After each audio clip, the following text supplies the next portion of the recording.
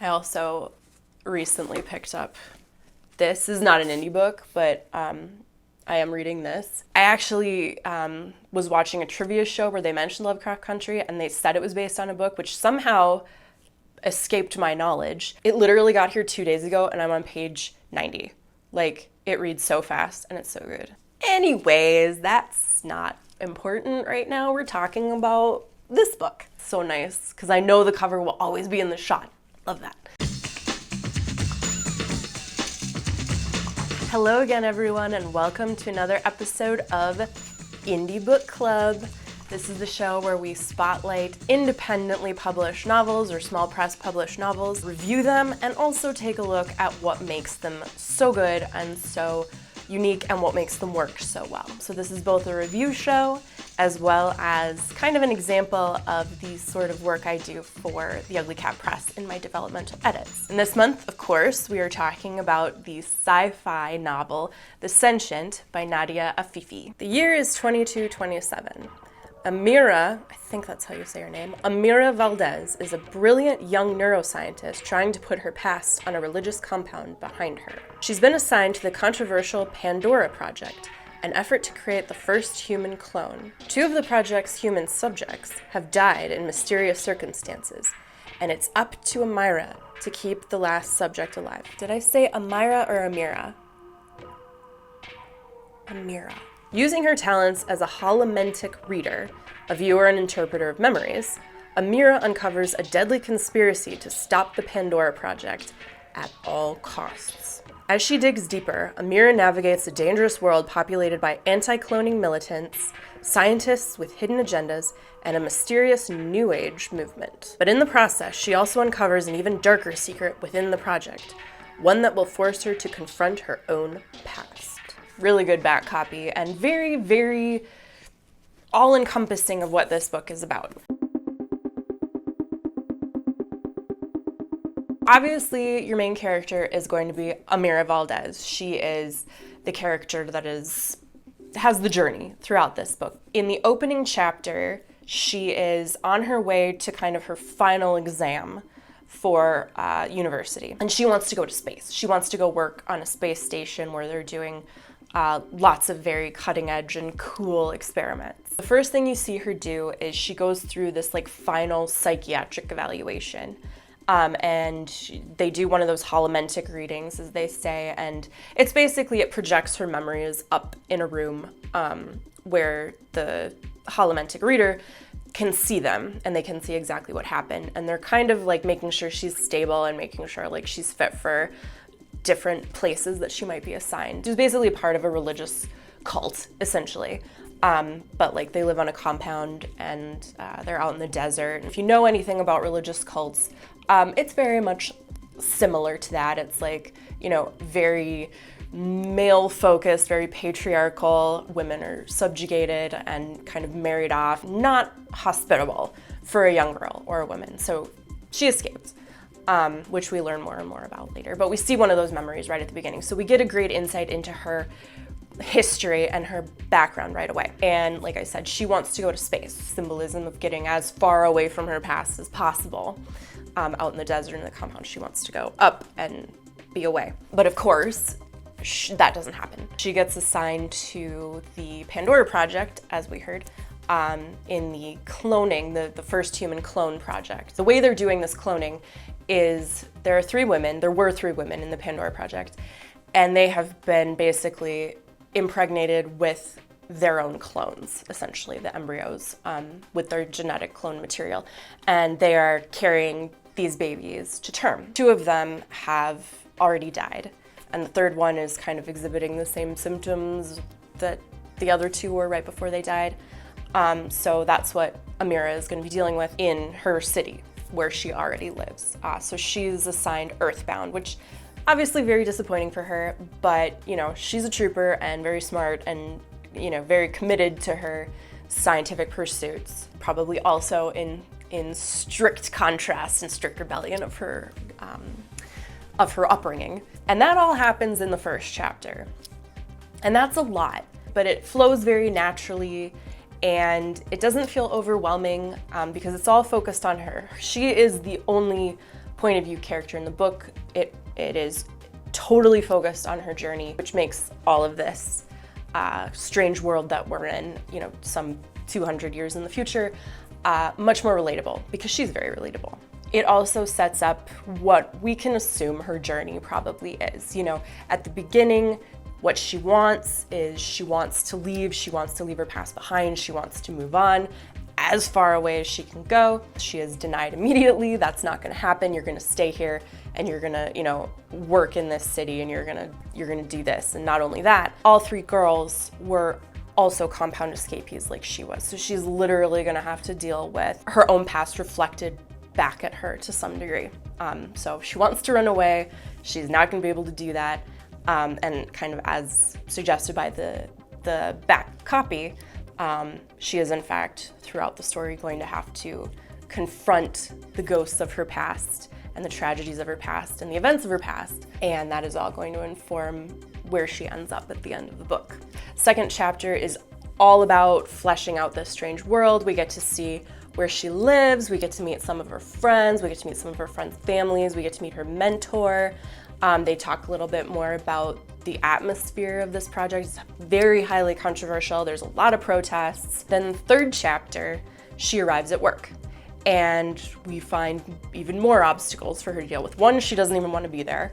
Really, she would rather be somewhere else. The girl, the one surviving compound escapee who's still pregnant and still gestating the clone, is both kind of psychologically at her limit. She's very much on the edge of stability, and she doesn't trust Amira for a variety of reasons. She also meets Valerie Singh, who is the scientist in charge of the Pandora project, who didn't really want a holomentic reader, which is what Amira does. She's also a very talented holomentic reader that is going to kind of dig into Razine, I believe is how you say her name, that's the girl. Dig into her memories and try to figure out what's causing this instability and causing this sort of anomaly that ended up killing the other two girls. And Valerie Singh didn't want anything to do with that. She didn't want a holomentic reader, she didn't want anyone else coming into this project. She's just kind of like, oh, you're a compound escapee, a compound refugee, basically. This is, you know, seems political and I didn't really want this, but like I got overruled. So I'm dealing with you, but I don't really want you here. So this is her first day at work. It's not great. Like this is a lot of struggle that she's dealing with right away. Not only is her work life kind of not starting out great, in chapter 4, she is met by a Nash agent, which I forget the acronym, but it's basically a Fed, essentially, like a space Fed, space FBI, Hadrian Wolf, who tells her there's shit going on at play that you don't know about and you are being used and this game is bigger than you think and I will help you, but only if you steal this drug from the science lab in which you work, and if you don't do it, I'm gonna get you in trouble, which is just kind of like all over the place. He's like, I'm here to help you, but also if you don't help me first, I'm gonna F you up. So he's sort of not a great development, but he does arrive just in time as like the B story guide to kind of move her through the larger story at play.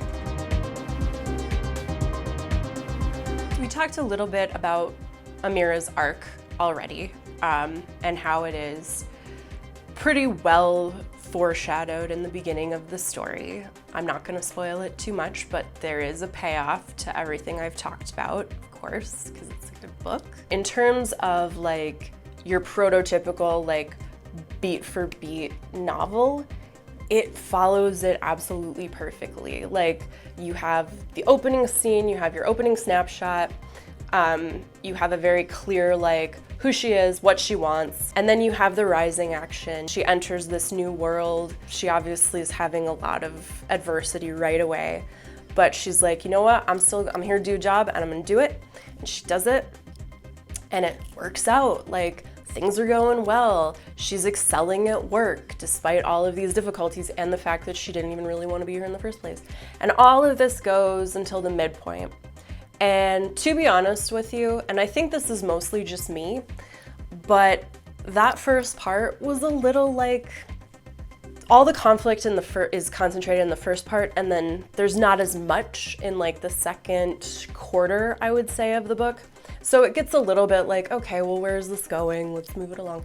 And then you hit the midpoint. I don't really want to say anything after this, but something happens at the midpoint reversal, which is like classic beat, that is like, holy crap, I'm totally engaged in this book, and now I gotta know what happens. And then I basically whipped through the end of it. There's not much I would say that could be done for that first part. It has to be there.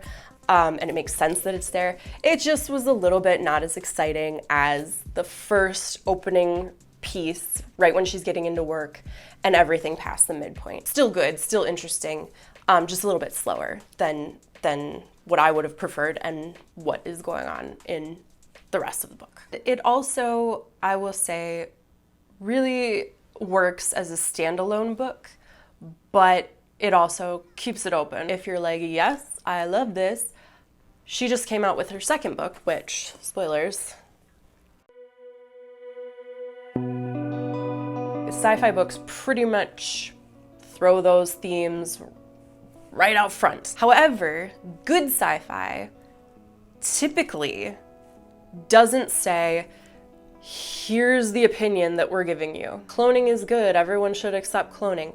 Good sci-fi poses conundrums. It poses questions, and it makes you figure out what you think about the book and where you stand in terms of those questions and those ideas. While themes in sci-fi are rarely subtle, they're also not typically easy either, because they make you do work. And this book is no different. I mean, there's a little bit about like how ethical is cloning and the implications of like religion and all of the different thoughts on that. And you have all of those opinions displayed in this book. You've got the scientists who are saying, this is just, there's a lot of benefit to human cloning, and also just kind of like, let's see if we can do it and figure it out later. And then on the other side, you have the religious aspect of like, this is an abomination, this is against God, we should not be doing this, morally, it's wrong. And then you kind of have this middle ground. There's a piece in the book where Valerie's saying the head scientist is being interviewed by some, it seems kind of slimy or some kind of gotcha journalist. And he brings up the point that cloning basically negates the need for men entirely. They started with women because it's easier to clone women because they can, for various reasons, one of which being they can carry the baby themselves. And so there's this faction of people who are like, oh, if you perfect cloning, you're gonna get rid of men and men are gonna become extinct and blah, blah, blah, blah, blah, this whole thing. So there's lots of different opinions, and you as a reader are invited to kind of entertain them all and come up with your own, either I agree with this, or maybe I don't agree, but I see where this is coming from, or come up with some amalgamation of all of it together, which is like why people read sci-fi, is to have these questions posed and then come up with what you think. But the bigger sort of question posed by the book is, how do you deal with a society where science and religion are going to be in conflict and they are absolutely going to collide? How do you resolve that? And this book, it specifically takes the question of cloning and it shows the fighting around this issue. But I mean, well, we know science or just general life and religion are almost always at odds. It's actually very, very rare that modern life and religion live in harmony, unless you are an extremely devout person, and then you might not be living in harmony with a lot of people in the world, and maybe not even directly in your life. So this book kind of has a couple of answers to that too. Obviously the one is just like, well, they're just never going to agree. There's always going to be fighting, there's always going to be, even violence involved. Like, you're never going to be able to resolve this. That's obviously, a very dark interpretation of how we deal with this. Another one is the book introduces, outside of the compound religions, there is a group called the Cosmics, which sort of try to marry the two, science and religion, the religion of the compound specifically, and their concept of an afterlife. They try to take that and reinterpret it into a more scientific state of being. I don't know that the book necessarily says that that is a good solution either, based on what happens, but you know, that's the thing about sci-fi, is I can't really tell you what you think. You know, you basically have to go read the book and decide for yourself. This book specifically does a great job of posing these questions, and everyone is gonna get something different out of this book. The story is gonna be the same. Obviously, the events are gonna be the same, the hero journey, all of that, you're gonna read that the same, but what you think about and the ideas that come to your brain are going to be different than the ones that come to my brain, which is what makes this a great book club book, like for any book club, you know, because you could talk for hours probably about everything that this book brings up. So if you do have a book club, like a real person-to-person or like webinar-based book club, I would highly recommend adding this book because I think it's an extremely good discussion piece. So that about wraps it up for us here at Indie Book Club today. Thank you again for watching. If you're into good sci-fi, of course, pick up the Sentient, pick up the Emergent after that, and get ready to answer some tough questions. For our next Indie Book Club episode, we will be talking about New Veronia by M.S. Coe. This is a Flagstaff writer. Pick up a copy if you want to read along. I've started reading it a little bit, and it is, I think it's going to be pretty dark. I get a very sort of Lord of the Flies scent from it, and it kind of looks like that with the cover.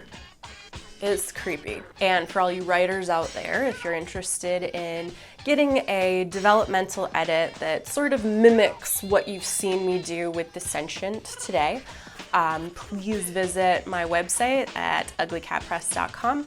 And you can request a quote for your manuscript to get a developmental edit. I also do line editing and I do proofreading. And if you use the discount code on your screen, you can get 20% off of your next editing service. Take care, and we will see you next time.